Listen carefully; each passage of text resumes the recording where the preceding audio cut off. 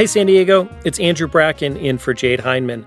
On today's show, we hear the latest local reaction to Friday's immigration raid at a restaurant in South Park. This is KPBS Midday Edition, connecting our communities through conversation.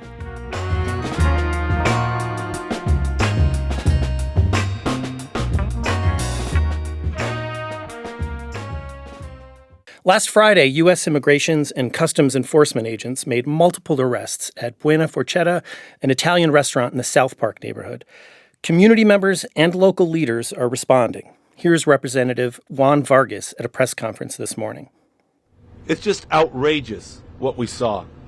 What we had was ICE agents that would storm a local business. They terrorized the patrons there, the workers. The restaurant manager, one of them describes being immediately pushed against the wall, handcuffed by officers. He was traumatized. Earlier that week, the Trump administration also put out a list of so-called sanctuary jurisdictions. These are cities they claim are not cooperating with immigration enforcement. San Diego and 4 other local cities were part of that list, but that list appears to have been taken down. KPBS investigative border reporter Gustavo Solis is here with the latest. Gustavo, welcome. Hello. So, remind us what happened, at Friday's ICE raid. Well, it was a workplace raid. We've seen one similar one here in El Cajon, which we'll talk about a little bit. Right.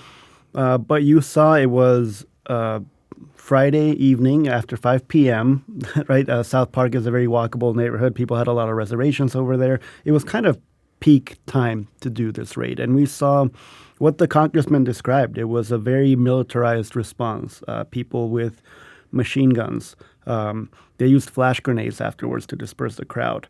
They went in and handcuffed everybody, all of the workers, independent of whether they were U.S. citizens or not. They basically went in there, arrested everyone, and then decided to ask questions. And the result was 4 people arrested, who I've been told by congressional staffers, none of them have a violent criminal record or even nonviolent criminal record. They are guilty of being in the country without immigration status. So then, therefore, they called into question the level of response, right? Are you going to send in 20 armed men with machine guns for 4 people who aren't violent? That's been a big criticism of the raid. And you painted this picture. This was Friday evening.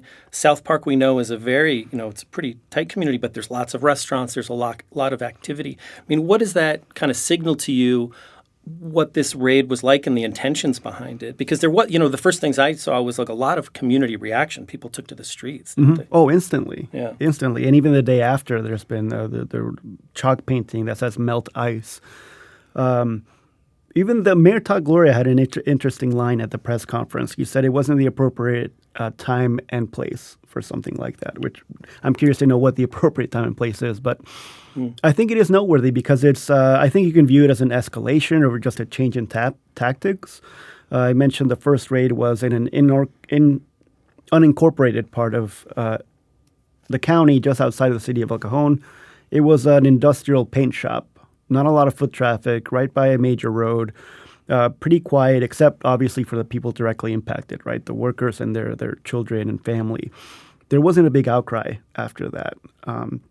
This totally different, right? South Park, a much more affluent part of town, a much more politically connected part of town. A lot of social media videos as the raid was happening. And even the response, right? The response is night and day from what you saw in El Cajon to what you're seeing in South Park. But I think it doesn't – there's been a lot in between that got us here, right? Even last week there were viral videos of a hot dog vendor being taken by ICE outside of Petco Park. I reported on this last week, ICE agents arresting people in immigration court. So I think it can be viewed as a escalation of ICE enforcement. So you mentioned some of Mayor Todd Gloria's words, reacting to this raid. What about congressional leaders? I mean, you just attended a press conference earlier this morning. What did they have to say? Yeah, all 4 Democrats were there. All 4 of them were outraged. I think it is noteworthy that they used the word terror, said that the U.S. government is terrorizing local communities. They decided to have the press conference outside of the federal building because at least Juan Vargas wanted to draw attention to the fact that a federal judge signed off on this warrant. And I think that's part of a strategy that Democrats are trying to come up with.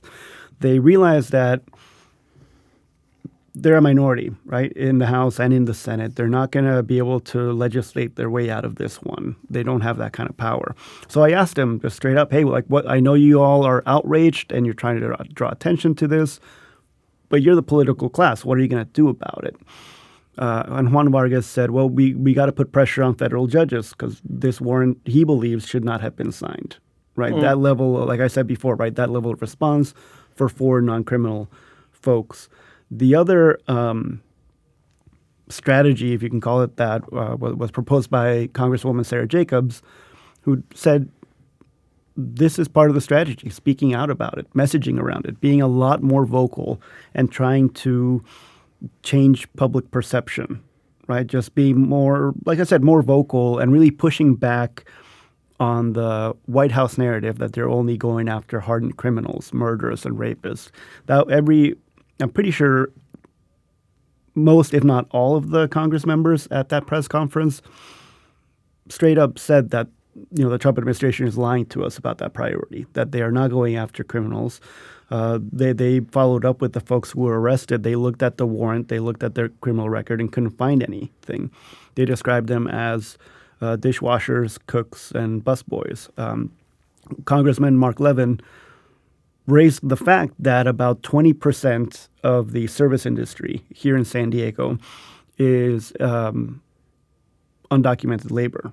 1 in 5, just about, right? So think about, and he made this point, if this continues, 1 in 5 service industry workers could be next, right? So that's the messaging they're going after, trying to change public perception. Because if you look at polls, and I do think this has been interesting, we've reported on it, Pew had a poll out about support for deportations. And it did come out and said a lot of people support deporting convicted felons, especially if they're convicted of violent crime. But support for deportation decreases dramatically when you factor in, are they working in the U.S.? Have they been here 15 years or more? Are they married to a U.S. citizen? Do they have U.S. citizen children? I mean, some of those categories, support for deportation is below 10%. So I think if you change the public discourse, you might be able to change the perception policies. really changes too. Yeah. There's also this news of San Diego being part of this sanctuary jurisdiction, this designation. The Department of Homeland Security has since taken down this list after criticism from sheriffs across the country. But first, what does this sanctuary jurisdiction even mean? It doesn't mean anything. There's no legal definition for what a sanctuary jurisdiction is, and different cities, different counties will approach it differently. Generally speaking, it means that they aim to limit cooperation between local law enforcement and federal law enforcement. But if Friday showed us anything, and I feel like it was clear before, but now it's abundantly clear, sanctuary designations, sanctuary laws like the Truth Act and the Values Act, they don't stop the federal government from coming in here and enforcing these rules, right? They just prevent San Diego PD, San Diego Sheriff's Office from helping them do that. But if the federal government wants to flood California with ICE agents and have federal judges sign warrants to do this kind of stuff, there are no sanctuary laws preventing that from happening. And so San Diego was on this list apparently, but other San Diego County cities were as well. What are some of the others? Yeah, the ones I saw were, the city and county of San Diego, Chula Vista, Santee, and Vista. But I think they took the list away because there was a lot of confusion about it, right? Chula Vista has never called itself a sanctuary city. I covered them years ago when they went through this in the first Trump administration. They worked really hard to just be a welcoming jurisdiction, which is slightly different. But they went through this accrediting process and came up with policies to kind of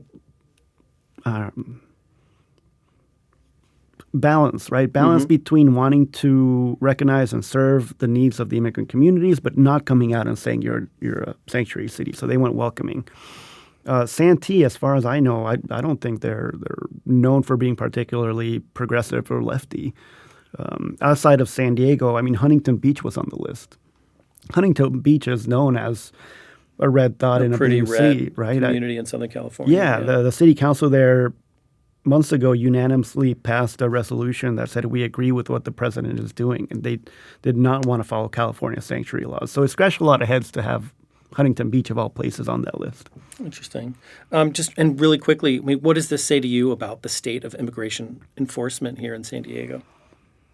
I think this is it, right? It's ramping up. I think, and there's been reporting on this throughout the country, right? People are kind of starting to get a sense of what this looks like. This is what mass deportations look like. And there are some counties, the New York Times just reported out of Missouri, there was a town that was very pro-Trump, but that's starting to change because there was a similar raid over there in a workplace, a Waffle House, and one of the people arrested was a Chinese woman who had been there for 20 years. And these Trump voters said, look, I'm all for mass deportations, but I'm not for this woman I've known for a long time that gets me waffles being deported. So I think we're seeing a lot of that play out throughout the country. So a lot more to come, and we'll be following your coverage. I've been speaking with KPBS investigative border reporter Gustavo Solis. Gustavo, thanks. Thank you.